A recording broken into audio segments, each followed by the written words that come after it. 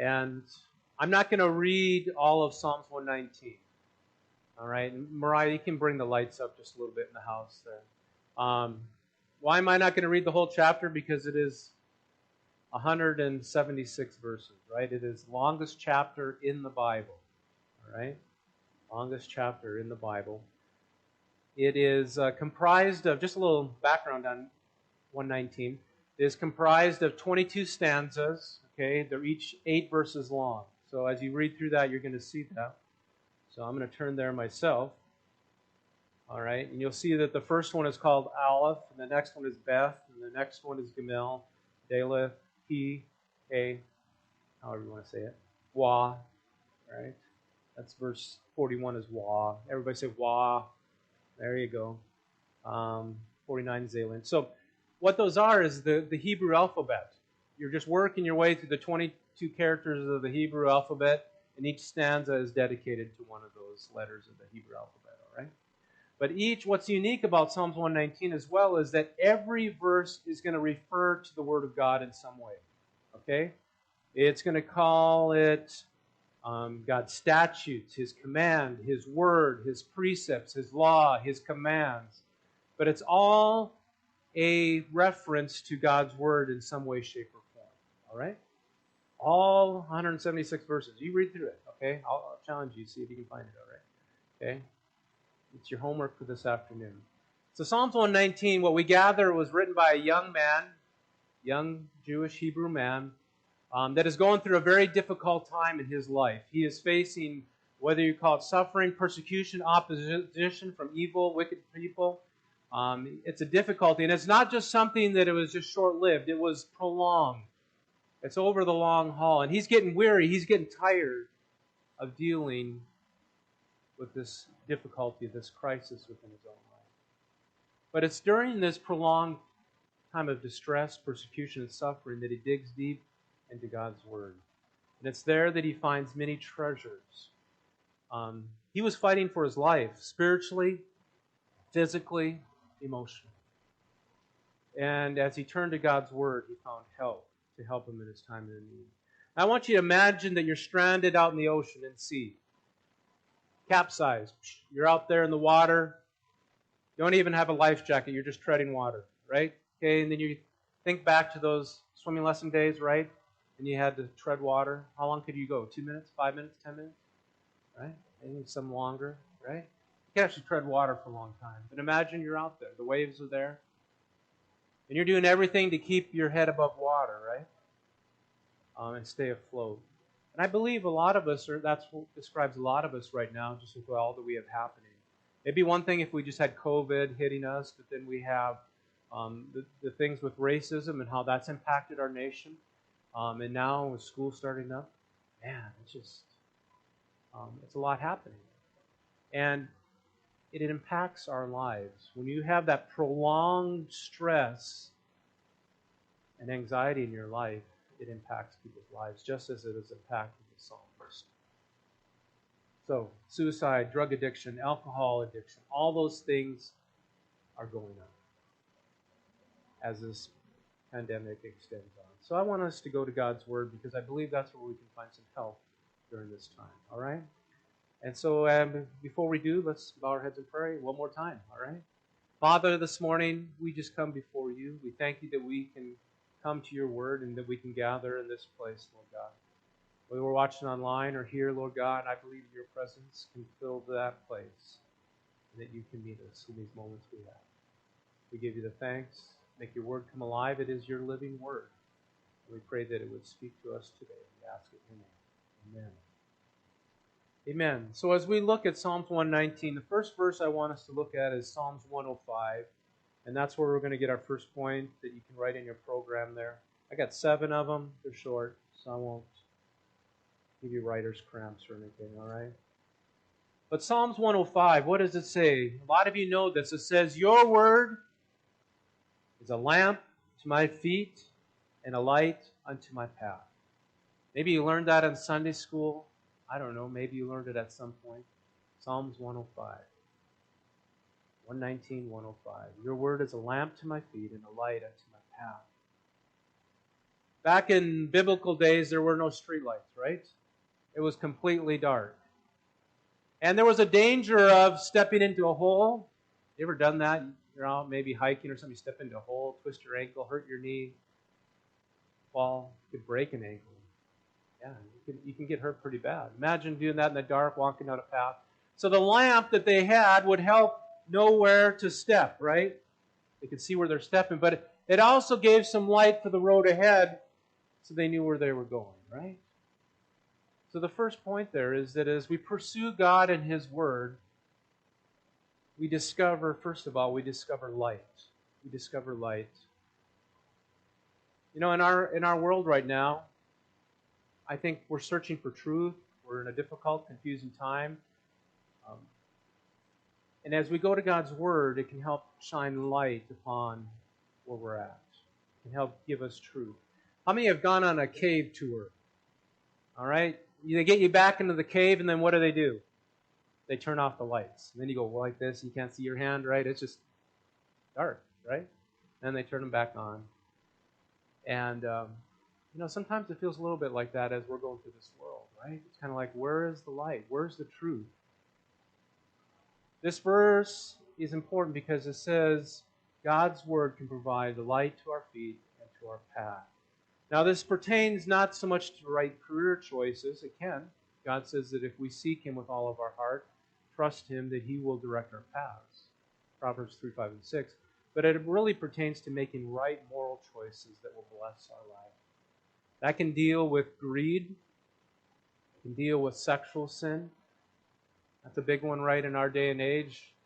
We've moved into an era right now where anything goes, but the reason God has guidelines and boundaries in place and light there is to bless our life, not to harm us or to keep us from fun, right? The temptations of popularity. There's also the sins of racism, of violence, of hatred, anxiety. Ooh, did you know anxiety is a sin? It is. Sinner. I know a few of you have that issue, including myself. All right? I'm a sinner. Selfishness. We can deal with all these temptations in God's Word. As we get in God's Word, it sheds light and saying, hey, this is right, this is not right. It helps us to walk on the path that leads to eternal life, to honor God, and to live a blessed life. As we pursue God and His Word, we discover light. We discover His truth. Amen? I'm not going to spend a long time on each of these because I got 7 of them. All right? So I want us to look at the second one, verse 45. You can go back in verse 45. Here the psalmist says, I will walk about in freedom, for I've sought out your precepts. So precepts would be God's Word, His instruction. I'll walk about in freedom because I have sought out your precepts. The Hebrew word for freedom here means a broad and spacious place where there is safety and freedom. Right? You ever taken your kids out and they just run, right? Or maybe you have a pet dog, or cats don't do that, all right? Dogs do, right? You take your dog out. Our dog, you know, he kind of he's in a kenneled-in area. We give him a little bit kind of the back patio. But we take him to a place on Doan there, and he just runs. Man, he gets out there, and we let him off the leash, and he just runs. He knows where he can run, all right? And he usually abides by that unless a deer jumps up or something like that in town. Crazy, there's deer there. But he just runs, right? He likes that freedom. So the second one is freedom. As we pursue God and His Word, we discover freedom. Now, and that really means a broad and spacious place. Sin will only enslave you. You know, you may think, man, sin is so fun, it's so pleasurable, pursuing it, right? Oh, we just cuddle up to it, and it makes us feel so good, and then all of a sudden we realize, can't get out, right? We're stuck. We're addicted. We're bound. We can't get out of it. It enslaves us. Religion, in the same way, will restrict you. It gives you a bunch of rules and say, hey, follow this, and you're righteous and you're holy. That's what the religious leaders did. I think the church In some aspects, some of the churches do that. Religion won't save you. It's only going to restrict you. As we walk with God and His Word, He will break the shackles of sin and the past sin that holds us. He'll give us true freedom. As the psalmist dug into God's Word, he found freedom from sin in general. But I believe he found freedom from more specific things, from depression, from anxiety, from revenge. I think he had a lot of revenge because he had people that were attacking him unjustly. You read through that. You can read some of the stuff. Man, I think he had to deal with revenge and bitterness. But as he got into God's Word, he found some freedom. He found freedom from greed. And why, God, why is this happening to me and not other people? He found freedom. God's Word provides boundaries in our life so that we can enjoy freedom and experience God's best. So God's Word definitely has instruction for our life. Prescriptions, okay, if you want to call that. So if you go to the doctor, you get a prescription, right? Medicine to help you. That's what God's Word is. It's a prescription to help you out. Okay? Now, I'm going to use a metaphor, a story. Say if you were playing baseball, volleyball, basketball. How many like those sports? Okay, I know some of you like volleyball. Okay. All right, so we like to play those, but what if we set up the court right on the edge of the Grand Canyon? All right, here's the court. Here's the edge of the Grand Canyon, and it's thousands of feet down. All right? How many would just really, really feel comfortable about playing there? Going for that, it's fearful. You'd be kind of edgy, right? Kind of like, I wouldn't feel comfortable playing, right? I'm going to stay over here, right? I'm going to stay far away from there. But if we put a nice, tall, sturdy fence along the Grand Canyon there, it protected you from falling over the edge, how would that make you feel? Would that make you feel a little better? Yeah. Why? Because there's a boundary there that is there for protection. See, God's Word they're not rules to restrict you. They're rules and guidelines, prescriptions to bless your life and protect you. So that you can enjoy the game, that you can enjoy life without falling off of the edge. Am I making sense?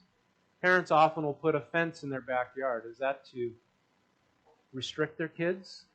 Yes. It is to some point, but it's so that they can run around in freedom in the backyard, right? Without getting lost in a cornfield or getting someplace out that they're not supposed to. It's to provide so that they can have freedom within safe boundaries, right? That's what God's Word is there for, is to provide freedom within boundaries so that our life can be blessed.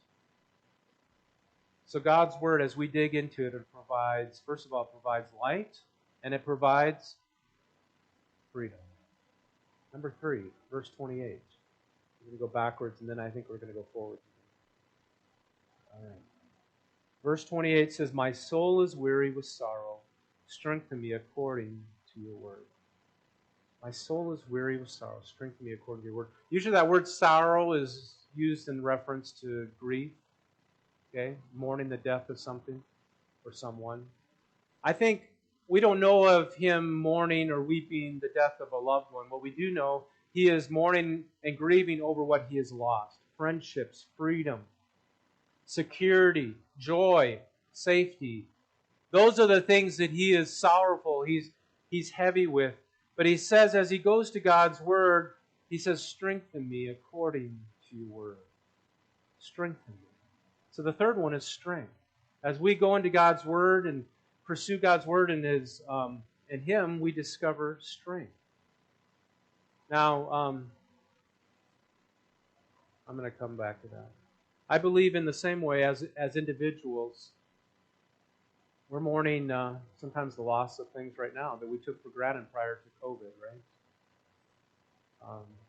And sometimes we forget about it, and all of a sudden we go to the store, or we go someplace, we maybe come to church, it's kind of like, oh yeah, COVID's still there, right? And so we can sometimes mourn, and that can weigh upon us. Maybe it's been seeing your parents or eating out with friends, going to the pool, not wearing a mask, those different things. COVID wasn't getting to the psalmist, life was. But COVID may be getting to you. Through God's Word, we can find strength. Now he says, my soul is strengthened. Soul refers to our spirit man. You can call that our spiritual side, our spirit side. So there's a physical part to us, but there's also a spiritual side. His soul. And his soul was tired, it was exhausted, it was weary because of this prolonged crisis within his own life. It was weighing heavy upon him. But as he went to God's Word, he found strength. He wanted his suffering to end. He wanted the crisis to end. Just like we want this thing to end, right? That'd be cool if we woke up tomorrow and it's gone. I don't think it's going to be. So we have to dig deep, folks, into God's Word to find the strength that we need. Strength here means to give confidence, to give hope, to give encouragement. You know, if we have hope and encouragement and confidence, we can go through a lot of different things. We can endure a lot. I'm serious. We really can. It's when we lose hope. It's when we lose that sense of confidence that we give up. We throw our hands up in the air. And we give up. In God's Word, if we can go there and dig in, we're going to find the strength we need for each moment, each day. Scripture says, give us to this day our daily bread. And there's a good teaching on that. I think I've done that once or twice. But the bread for today is what it really talks about. Often God doesn't give us the bread for tomorrow or for 10 days from now. He gives us the bread for today. And isn't it interesting, in the wilderness, when they went to get the manna, they got too much. What happened? They rotted. They were to get the bread for today. And God has promised to be faithful that He will give you the bread for today. As you go to Him, He'll be that strength, that nourishment that you need as you pursue Him and as you seek Him with all your heart. Number 4. So we're going to go ahead. You need to put it in forward now. All right? Verse 145 through 52. 152. 145 through 152. We'll read the whole stanza there.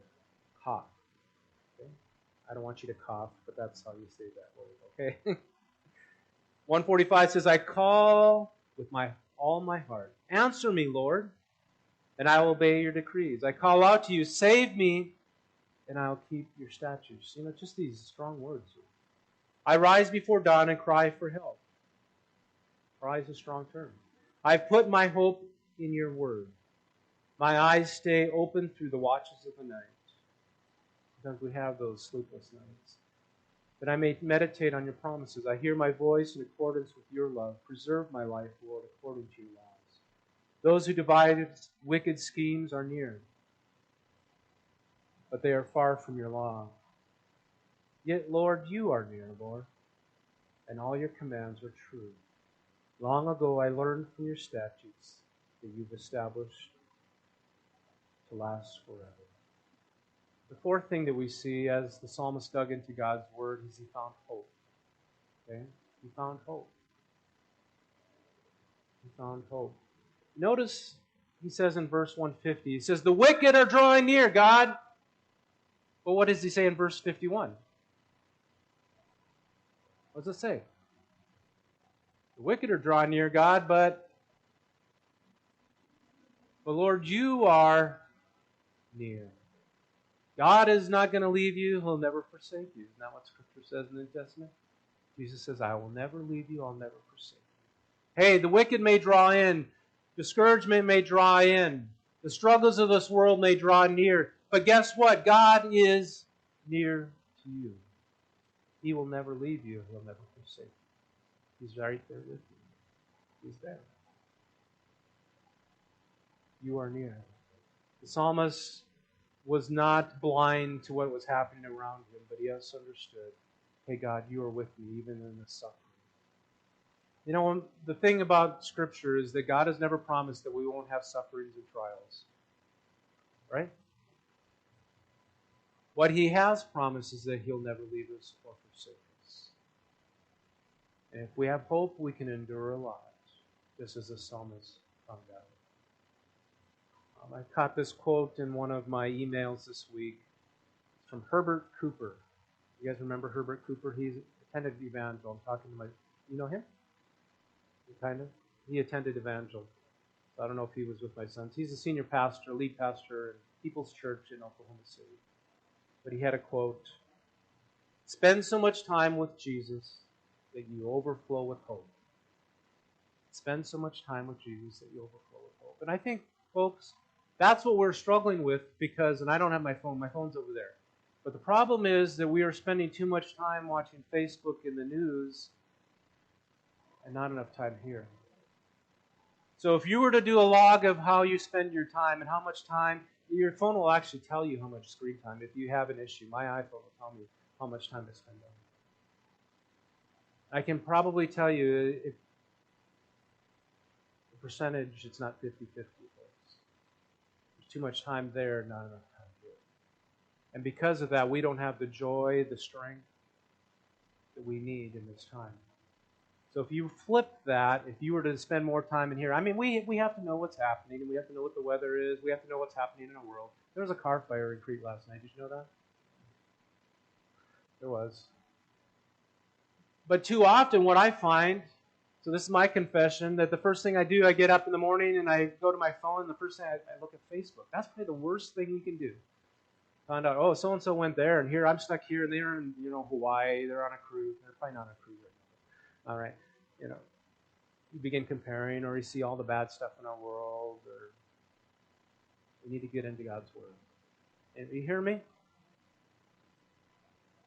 Spend so much time with Jesus that you overflow with hope. The hope's not there. Dig deeper, folks. Dig deeper until that hope appears. Amen? Number 5. Go to verse 161 through 168. It says, "Rulers persecute me without cause. My heart trembles at your word." You notice he doesn't tremble at the people that are opposing him. He trembles at God's word. "I rejoice in your promise like one who finds great spoil." Woo, he just found the hidden treasure. "I hate and detest falsehood, but I love your law. 7 times a day I praise you for your righteous laws. Great peace have those who love your ways, your law, and nothing can make them stumble. I wait for your salvation, Lord, and I will follow your commands. I obey your statutes, for I love them greatly. I obey your precepts and your statutes, for all your ways are known to me." The 5th thing that the psalmist discovers in God's word is peace. Is peace. And he even says great peace. And dig into the original language, it just speaks of harmony and free of disputes. How does that resonate with you right now? It speaks of harmony and free of disputes. Wow, we're fighting over masks, right? Going back to school, fighting over masks. Wear them or not wear them. On Facebook. Right? Yeah. And I know there's deeper issues there, folks. But all that can steal your joy and your peace pretty quickly. Sucks it right out of you. Did I do a pretty good job of that? You want me to do that again? All right. That's okay. You know what? There may not be peace currently in our world today, but there can be peace in your heart. The psalmist is not trembling over the circumstances around him. He trembles at the presence of God's word. And I think, have I ever read God's word and I trembled at the awesomeness of God's word? That it's impacted me in such a profound way that it touched my life like that. So again, are we focused on the news, social media, on our nation's problems, or are we focused on our great God?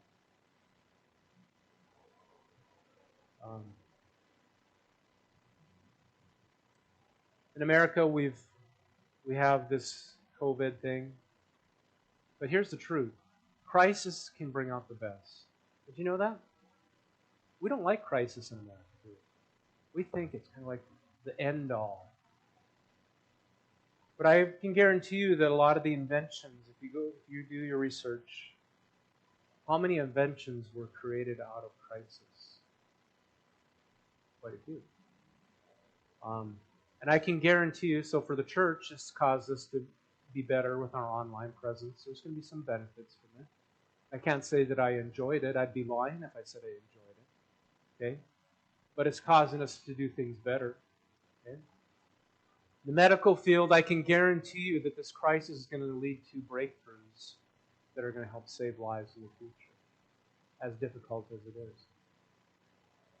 I've heard a good quote: crisis is the birthplace of creativity. Crisis is the birthplace of creativity. Now, I caught it. There's nothing new on TV right now, right?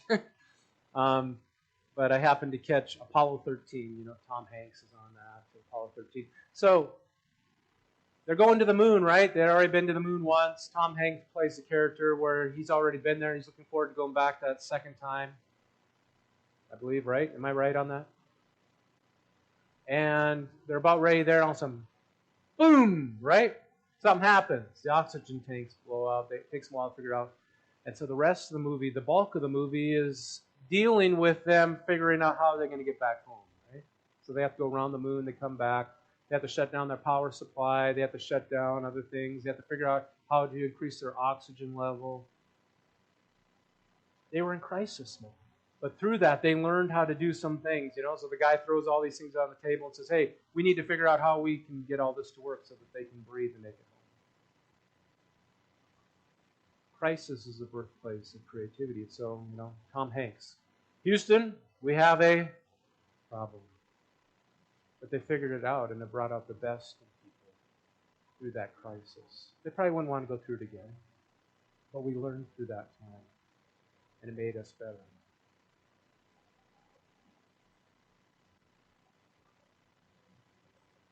None of us knows what tomorrow holds. We don't even know what the next minute holds.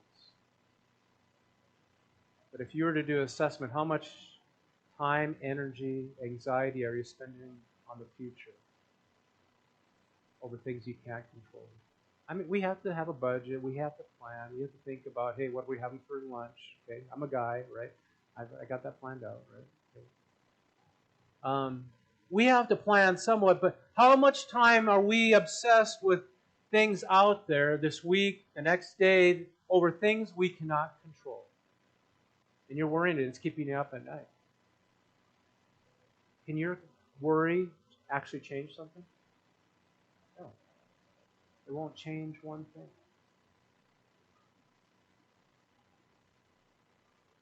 Control the things that you can control. The things, the present. The things that are right here, right now. Focus on those things. Don't give much time to the things that are out there that you can't control. Because it's going to steal your life, your energy, and it's going to just build anxiety and worry within your heart. And it's going to steal your joy. Focus on God, His Word, and on the things that you can control. Leave the things out of your control in whose hands? God's hands. But we always think we can do a better job than God, right? Come on, be honest. We don't know if we can trust God with our life. He has pretty big hands, folks. He put the stars in place. He created the world. He's been doing a pretty good job over the last several thousand years. He can take care of your life. You trust Him. And so for some of us, this is a good opportunity to really understand what trust is, because anxiety is a sin because it reveals a lack of trust. And I know some of you have been walking with God a long time, but still, you have anxiety. It's a time to trust God. God had to really show me that a number of years back. I was sitting down with one of my professors who was a counselor. And he said, Brent, what are you afraid of? So I shared with him some of the things I was afraid of. And when you face your fears, and he goes, just really reveals a lack of trust that God is able to take care of these things. It's kind of, wow. Been walking with God all these years, and then all of a sudden I realized, man, I don't have the trust that I need to. So it's time to grow. Amen? Number 6, 137. How are we doing here? All right. 137. 144. You are righteous, Lord, and your laws are right. The statutes you have laid down are righteous. They are fully trustworthy. My zeal wears me out, for my enemies ignore your words. Your promises have thoroughly been tested, and your servant loves them. Though I am lowly and despised, I will not forget your precepts. Your righteousness is everlasting, and your law is true. Trouble and distress have come upon me, but your commands give me delight. Your statutes are always righteous. Give me understanding, that I may live. The sixth one here is eternal righteousness. As we dig into God's Word, we're going to find a righteousness that is beyond rules, that is beyond religion. It is found in a relationship with Jesus Christ. The only way that you and I can ever be righteous is through Christ. We partook of communion this morning, and that symbolizes what Jesus did on the cross. And when He went to the cross, He extended to us His righteousness. He took our punishment, our sin upon Himself, and it says that He extends to us His righteousness. Impartation, it's called, if you want the technical term. All right? But He imparts to us His righteousness. Because no matter how good we are, no matter how we try to do right, it's never going to be enough. We're always going to fall short. We do our best to live for God and to honor Him, but as we go to God's Word, we find a righteousness that is beyond us, that nothing else can provide. Through that, we walk in an honoring relationship with God, knowing His forgiveness, knowing His peace, knowing His holiness. All right. Number 7. This is the good one. They're all good. But I was going through this in my devotions about a month ago, and I came to this last verse, number 76. We're going to jump in at 174. And this is the verse that just it caught me by surprise. I long for your salvation, Lord, and your law gives me delight. Let me live that I may praise you, and that your laws may sustain me. I have strayed like a lost sheep. Seek your servant, for I have not forgotten your commandments. You know, that last verse just kind of caught me by surprise. Because as I read through the psalm, it's kind of like, man, this guy is like, he's a scholar on steroids, right? I mean, it's just every verse, man, how much I love your word. And it's kind of like, man, he's at a level that I am not. You know, he quakes at God's word. It's awe-inspiring to him. And he gets to this last verse and he says, God, seek me. I'm like a lost sheep. I'm afraid I'm going to wander away. Seek me, God, because I have not forgotten your ways. I appreciate his vulnerability. That he was even willing to share his fears that he may wander from God during this difficult time of his life. And he cries out to God, the Good Shepherd, and says, God, seek me out. Seek me out. I'm seeking after you, but God, if I lose my way, seek me out. Find me. Because I love you. I love your word. You know, during any kind of uncertainty, it's easy for any of us, including myself, to lose our way. Like the psalmist, if we must be honest with ourselves, we can get disoriented. We can get hurt. We can be deceived by sin. We can become confused by what is truth. We can become discouraged and depressed. We can become isolated. And we can become numb. But here's the deal. Never lose sight of the fact that God is pursuing you. In fact, even before you were conceived, God had your number. He was seeking you out. He was pursuing you even before the beginning of time. As you pursue God, understand that He is pursuing you. And it's unrealistic to believe that you're going to be pursuing God and following Him and never have some stumbles along the way, that you're going to trip up, that you're going to get hurt, that you're going to get lost. Now, it's hard to get lost in Nebraska to some degree, right? There's just not really many big forests that you can just get lost in. There's a few. All right. But it's the truth. It's not like going into the Black Hills. I was there with my dad. My dad and mom are here today. And thank you for my prayers for my mom. doing better. Still little improvement there, but needed, but she's doing better. But we were in the Black Hills, and that's one of the times where we were going through the Black Hills. We were trying to track some elk, going through the timber, and unfamiliar territory. All the roads are going like this, and so we're supposed to go out to the next point. The only way that we were able to get from point A to point B is I had a GPS on my phone, and what I realized is that even though you don't have cell coverage, your GPS on your phone still works, and there's a map. So we were able to know exactly where we were going. It's kind of like, man, we thought we were heading the right direction. Look, no, we need to go this way. And they helped guide us the right way. Without that, we would have been totally turned around. Probably wouldn't have found a way. God's Word is like that, isn't it? It helps. It's that compass in our life. Because there are times that we can get turned around, we can get confused, we can get disoriented. Like a sheep, we can get lost. Not because we're a bad sheep. It just means that sometimes sheep get distracted. Right? Oh, there's something over there, right? And said, where did everybody else go? We had a kid like that. You can guess which one it was.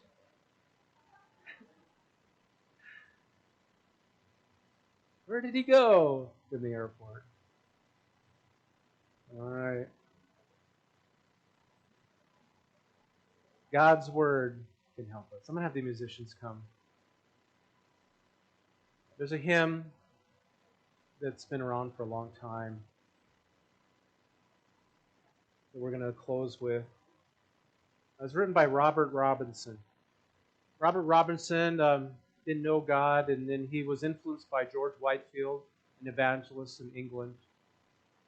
Got converted through him, came to know Christ. He actually went into training to become a pastor, became a theologian, actually wrote some songs, wrote the hymn we're going to sing today. But in the process of walking with God, somewhere he lost his way. He fell away from God.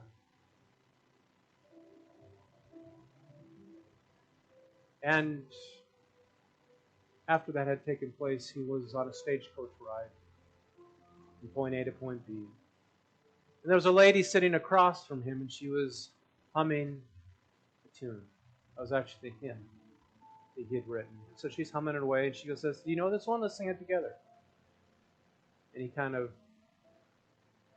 bowed his head and says, "Yeah, I'm the poor guy that wrote that."